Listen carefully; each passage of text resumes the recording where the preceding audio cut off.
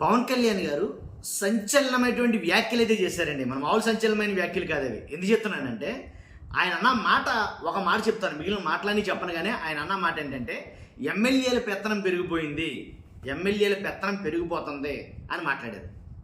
ఇది మన మామూలు విషయం ఏం కాదు. ఎమ్మెల్యేల పెత్తనం పెరిగిపోతుంది అని అంటే అర్థం ఏంటి? వాళ్ళ ఎమ్మెల్యేలు ఉన్నారో, టీడీపీ ఎమ్మెల్యేలు ఉన్నారో, కాబట్టి వాళ్ళ పెత్తనం ఎక్కడ పెరిగిపోతుంది? ఆ పెత్తనం పెరగడం వల్ల వచ్చే నష్టం ఏంటి? కాబట్టి వాళ్ళ గురించి ఎందుకు అంత పవన్ కళ్యాణ్ గారు సంచలనమైనటువంటి వ్యాఖ్యలు చేయాల్సి వచ్చింది? ఏ విషయంలో ఆయనకి ఇసుగుదల పుట్టింది అనే మాటల గురించి మనం మాట్లాడబోతున్నాం. ఈ విషయంలో జగన్ గారే కరెక్ట్ అని ఎందుకు అనిపించింది అనేది మాట్లాడతాం. ఫస్ట్ అయితే నేను లైక్ చేసి చెప్తాను. లైక్ చేస్తే ఎక్కువ మందికి వాస్తవాలు ఏంటో తెలుస్తుంది. జగన్ గారు అంటే ఏంటో, వాస్తవం ఏంటనేది తెలుస్తుంది చాలా మందికి. మీరు లైక్ చేయడం ద్వారా ఎక్కువ మందికి ఇన్ఫర్మేషన్ షేర్ అవుతుంది, నాకు కూడా మోటివేషన్గా ఉంటుంది. లైక్ చేయడం మీ బాధ్యత చెప్తాను. అందుకని నేను కొత్తగా మన ఛానల్ ఎవరైనా చూస్తే పక్కాగా సబ్స్క్రైబ్ చేయండి. మీ అమూల్యమైన అభిప్రాయాన్ని కామెంట్ రూపంలో తెలియజేయండి. ఏంటంటే జగన్ గారే కరెక్ట్ అని ఇప్పుడు ఎందుకు అనిపిస్తుంది పవన్ కళ్యాణ్ గారికి?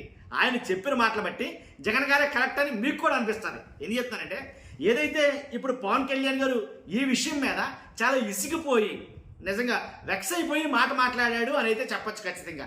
ఎందుకంటే ఎమ్మెల్యేల పెత్తనం పెరిగిపోతుంది, దీనిని సరిదిద్దుకోకపోతే ప్రజాపాలనకు అర్థం ఉండదు. అసలు ప్రజాపాలన ఎక్కడుంది? ప్రజాపాలన అంటే ఏంటి? పవన్ కళ్యాణ్ గారు మాట్లాడిన మాటలు ఏంటంటే ఎమ్మెల్యేల పెత్తనం పెరిగిపోతుంది, దీన్ని సరిదిద్దుకోకపోతే ప్రజాపాలనకు అసలు అర్థం ఉండదు. ఏదైతే గవర్నెన్స్, గుడ్ గవర్నెన్స్ అని చంద్రబాబు నాయుడు గారు పెద్దగా మాట్లాడుతున్నారో దానికి అసలు అర్థం ఉండదు. వారు చెబితేనే పనులు జరుగుతున్నాయి. ఎవరో ఎమ్మెల్యేలు చెబితేనే పనులు జరుగుతున్నాయంట. మీకు అర్థమవుతుందా? ఎమ్మెల్యేలు చెప్పకపోతే ఏ పనులు జరగట్లా. ఎమ్మెల్యేలు చెప్పకపోతేనేమో మండల స్థాయి పనులు జరగట్లా, నియోజక స్థాయి పనులు జరగట్లా. మండల స్థాయి పనులు జరగాలంటేనేమో నియోజకవర్గ స్థాయిలో ఉండే అధికారులు చెప్పబోతే, ఆ నాయకులు చెప్పబోతే జరగట్లా. కనీసం ఒక మాట చెప్తాను మీకు. దీని గురించే జగన్మోహన్ రెడ్డి గారు క్లియర్ కట్గా పాయింట్లోకి వెళ్ళిపోదాం. దీని గురించే జగన్ గారు ఏం చెప్పాడంటే, ఏదైతే గ్రామ పరిపాలన, గ్రామ స్వరాజ్యం అనేది మేము ముందుకు తీసుకురావాలని జగన్ గారి ఉద్దేశం. గ్రామ స్వరాజ్యంలో ఏంటి? రాజకీయ నాయకుడికి ఇక్కడ ఉన్నటువంటి సామాన్యుడికి సంబంధం లేదు, కనెక్టివిటీ లేదు.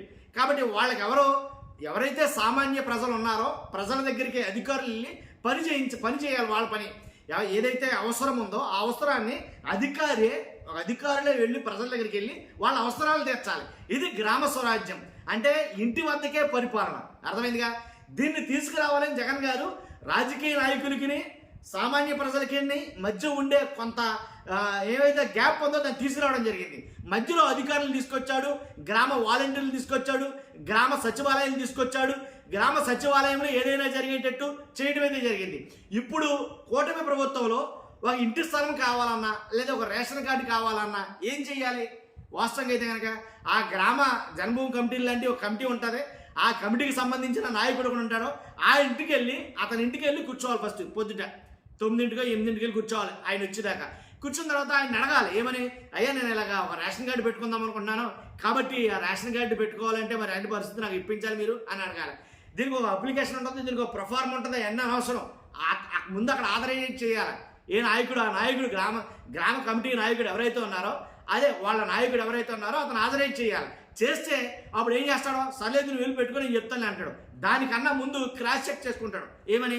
వీడు మన పార్టీ కూడా కాదా, వీడు మనకు ఓటేసాడా లేదా, రేపు వద్దు మనకు ఓటేస్తాడా లేదా, రేపు మన కూడా తిరుగుతాడా లేదా, ఇలాంటివన్నీ క్రాస్ చెక్స్ ఉంటాయి. ఈ క్రాస్ చెక్కింగ్ అంతా అయిన తర్వాత అప్పుడు అప్రూవల్ ఇచ్చినట్టు ఏమని వాళ్ళకి చెప్తాడు.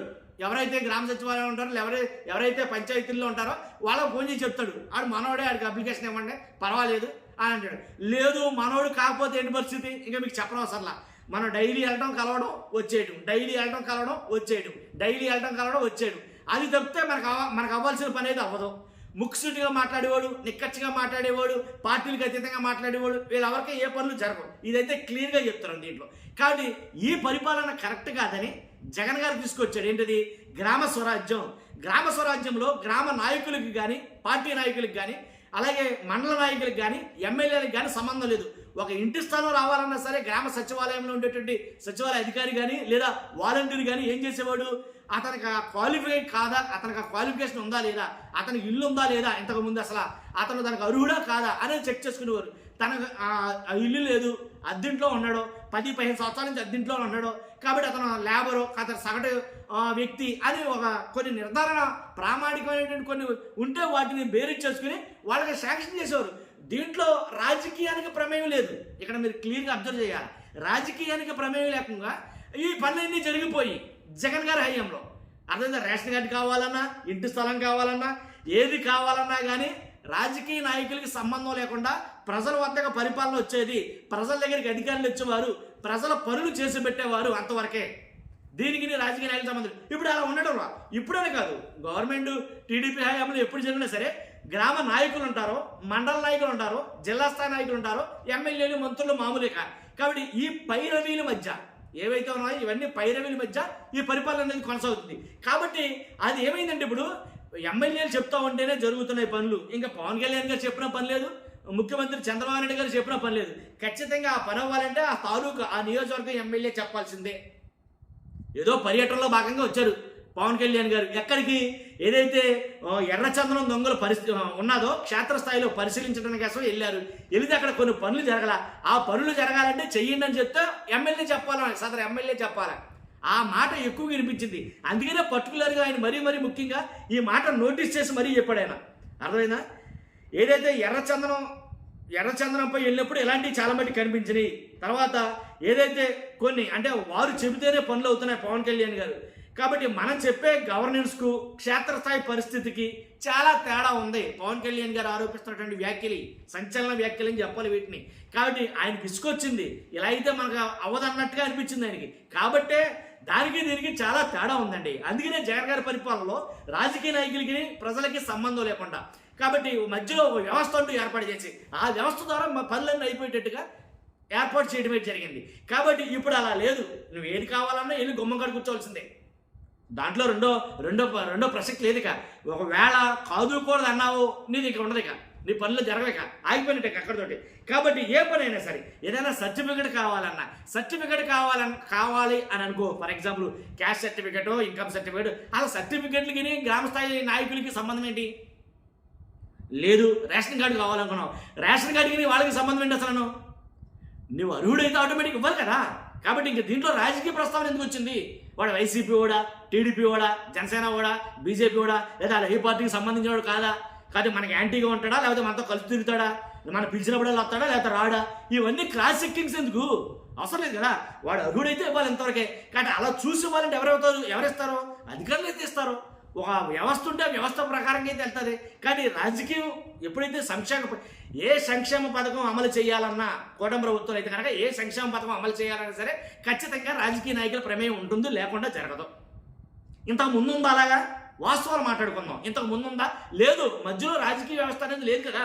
మధ్యలో సచివాలయ వ్యవస్థ అంటే ఒక వ్యవస్థ అంటూ ఏర్పడింది, దానికి రూపురేఖలు ఏర్పడ్డాయి. కాబట్టి అధికారులు, దానికి సంబంధించిన వాలంటీర్లు, దానికి సంబంధించిన ఆఫీసర్లు వాళ్ళు సెట్ చేసుకుని అక్కడ మాట్లాడి దానికి అర్హత ఉందా లేదో తెలుసుకుని ఎన్న పనులు అయ్యి. అర్థమైంది కదా, అది విషయం. కాబట్టి 100% పవన్ కళ్యాణ్ గారు అన్న వ్యాఖ్యలకి జగన్ గారి పరిపాలన అనడానికి కరెక్టే అనడానికి సంబంధం ఉంది కదా. కాబట్టి నేను అన్నది అదే. కానీ పవన్ కళ్యాణ్ గారు ఈ రకంగా విసుగుదల చెందడం ఇదే మొదటిసారి కాదు, చాలాసార్లు జరిగినాయి. చాలా వ్యవస్థల్లో కూడా, చాలా పరిపాలన విభాగాల్లో కూడా తప్పులు ఉన్నాయి, సరిదిద్దుకోవాల్సిన పరిస్థితి వస్తుంది. ఏంటి హోంశాఖ గురించి మాట్లాడినా, లేకపోతే అటవీ శాఖ గురించి మాట్లాడినా, లేకపోతే ఏ శాఖ గురించి మాట్లాడినా ఆ శాఖలో లోపాలు అయితే కొట్టొచ్చినట్టు స్పష్టంగా కనబడుతున్నాయి. దాని గురించి పవన్ కళ్యాణ్ గారు మాట్లాడతారు. ఆయన అసలు గుడ్ గవర్నెన్స్ అంటే ఏంటో అర్థం కాలేదేమో నాకు అనిపించింది. ఎందుకంటే చంద్రబాబు నాయుడు గారు చెప్పే గుడ్ గవర్నెన్స్ గురించి ఈ రకంగా మాట్లాడారంటే గుడ్ గవర్నెన్స్ అంటే ఎందుకు ఉపయోగపడదు అన్నట్టుగా, అంటే మనం పేరుకు మాత్రమే గుడ్ గవర్నెన్స్ చెప్పుకుంటాం, సుపరిపాలన, చాలా మంచి పరిపాలన అని చెప్పుకోవడానికి పేరుకు మాత్రమే ఉన్నది, క్షేత్రస్థాయిలో అలా లేదు, పనులు జరగడంలా అని అయితే పవన్ కళ్యాణ్ గారికి 18 నెలలు అంటే సుమారుగా 2 సంవత్సరాలు కావస్తుంది. ఇప్పుడు అర్థమైంది ఆయనకి. అర్థమైందా? ఇదే అంటే అంతకు ముందుండే పరిపాలనకి ఇప్పుడుండే పరిపాలనకి తేడా ఇదే అనేది. కాబట్టి ఖచ్చితంగా దాన్ని చాలా మటుకు జనాలు అయితే కనుక రియలైజ్ అవుతున్నారు ఆ విషయంలో మాత్రం. కాబట్టి అదండి జరుగుతున్న విషయం అయితే అది. కాబట్టి పవన్ కళ్యాణ్ గారు అన్న వ్యాఖ్యలు ఇప్పుడు బాగా సంచలనమైనవి ఆ వ్యాఖ్యలు. కానీ దాని మీద ఎక్కువగా చర్చ అయితే నడుస్తుంది. మీ అభిప్రాయం ఏంటో ఖచ్చితంగా కామెంట్ రూపంలో తెలియజేయండి. ఫస్ట్ అయితే కనుక కొత్తగా మన ఛానల్స్తో పక్కాగా సబ్స్క్రైబ్ చేయండి. మీ అమూల్యమైన అభిప్రాయాన్ని కామెంట్ రూపంలో తెలియజేయండి. Thank you very much.